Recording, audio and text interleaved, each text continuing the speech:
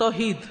عبداللہ بن مسعود رضی اللہ عنہ سے روایت ہے کہ رسول اللہ صلی اللہ علیہ وسلم نے فرمایا، جو شخص اس حال میں فوت ہوا کہ وہ اللہ کے ساتھ کسی کو شریک ٹھہراتا ہوگا وہ آگ میں داخل ہوگا۔ اور میں کہتا ہوں، یہ راوی کہتے ہیں، جو شخص اس حال میں فوت ہوا کہ اللہ کے ساتھ کسی کو شریک نہیں ٹھہراتا وہ جنت میں داخل ہوگا۔ تو یاد رکھیے، شرک سب سے بڑا گناہ ہے، سب سے بڑا ظلم ہے، سب سے غلط اور باطل عمل ہے۔ یہ ایسا گناہ ہے جس کو اللہ تعالیٰ بخشے گا نہیں۔ ہر گناہ جو اس کے علاوہ ہو، جس کے لیے اللہ چاہے گا اس کو بخش دے گا، جس کو چاہے گا جنت میں داخل کر دے گا اور جس کو چاہے گا عذاب دے گا۔ اور اسی طرح اگر کوئی جہنم میں چلا بھی گیا تو سزا بھگتنے کے بعد بھی نکال لیا جائے گا، سوائے شرک کے۔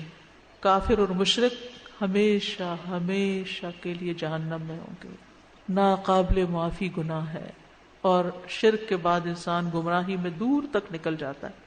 اب شرک سے بچنے کے لیے انتہائی ضروری ہے کہ ان ساری چیزوں کو ہم جانیں جو شرک کی طرف لے جانے والی ہیں، اس کا علم حاصل کرنا چاہیے۔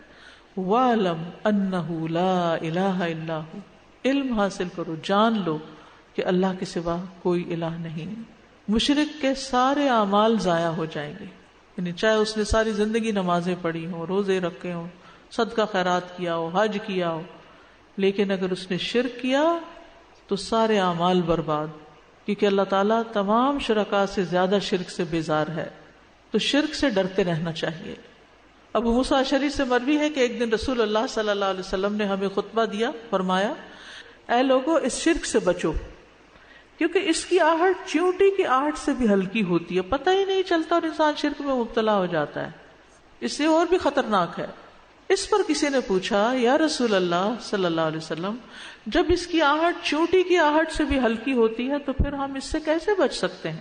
آپ نے فرمایا، تم یوں کہتے رہا کرو، اللہم انا نعوذ بک من ان نشرک بک شیئا نعلمہ ونستغفرک لما لا نعلمہ۔ اے اللہ، ہم اس بات سے آپ کی پناہ میں آتے ہیں کہ کسی چیز کو جان بوجھ کر آپ کے ساتھ شریک ٹھہرائیں، اور اس چیز سے آپ سے معافی مانگتے ہیں جسے ہم جانتے ہی نہیں، یعنی لا علمی میں اگر ہم سے کوئی ایسی چیز ہو گئی ہے تو آپ ہمیں معاف کر دیں۔ اب شرک کی بڑی اقسام ہیں دو، ایک شرک اصغر ہے اور ایک شرک اکبر۔ شرک اصغر جو ہے وہ نیت اور ارادے کا شرک ہے، جس کو ریاکاری کہتے ہیں۔ رسول اللہ صلی اللہ علیہ وسلم نے فرمایا، بے شک اللہ تعالیٰ فرماتا ہے، میں سب شریکوں سے بہترین ہوں، جس نے کسی کو میرے عمل میں شریک کیا تو وہ عمل اسی شریک کے لیے، نہیں وہ میرے لیے نہیں ہے۔ پھر اگر لوگوں کو دکھانے کے لیے کر رہے تو پھر وہ لوگ ہی اس کا فائدہ دیں گے تمہیں۔ اے لوگوں، اپنے اعمال کو اللہ کے لیے خالص کر لو، کیونکہ اللہ عز و جل خالص عمل کو ہی قبول کرتا ہے۔ تو نیت کی خرابی سے عمل قبول ہی نہیں ہوتے۔ اور یہ مت کہو یہ چیز اللہ اور رحم کے لیے ہے، کیونکہ جو چیز رحم کے لیے، رشتہ داری کے لیے دی جاتی ہے، اللہ کا اس میں کچھ حصہ نہیں۔ تو مطلب کیا ہے کہ پھر رشتہ داروں کو دیتے ہوئے بھی اللہ کی رضا مد نظر ہو، اور یہ نہ کہو کہ یہ چیز اللہ کے لیے اور تمہارے لیے ہے، یہ اللہ کے لیے اور تمہارے لیے، یہ بھی نہیں کہنا چاہیے۔ اللہ کے ساتھ تم کو شریک کر رہے ہیں بیچ میں، بس وہ تمہارے ہی لیے ہوگی، اللہ کے لیے اس میں کچھ حصہ نہیں۔ یعنی ہم یہ نہیں کر سکتے کہ یہ صدقہ ہم اللہ کے نام پر اور آپ کے نام پر کر رہے ہیں، نہیں، صرف اللہ کے لیے۔ یہ جو ایصال ثواب کے لیے بھی ہم کچھ کرتے ہیں نا، تو کسی کے نام پر نہیں کر رہے ہوتے، اللہ ہی کے لیے کر رہے ہوتے ہیں، بس نیت یہ ہوتی ہے کہ اس کا ثواب کسی اور کو پہنچ جائے۔ اسی طرح دعا مانگنے میں شرک نہیں ہونا چاہیے کہ اللہ کے سوا کسی اور سے انسان مانگے، کسی اور کو اللہ کے برابر کر دے۔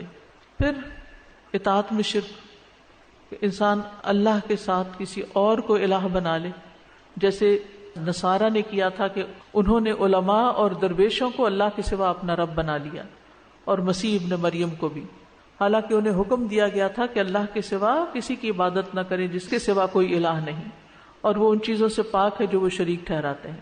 یعنی جہاں علماء کی بات ہو یا کسی بڑے کی بات ہو، اس کو چھوڑ کر کس کی لینی چاہیے؟ صرف اللہ کی لینی چاہیے۔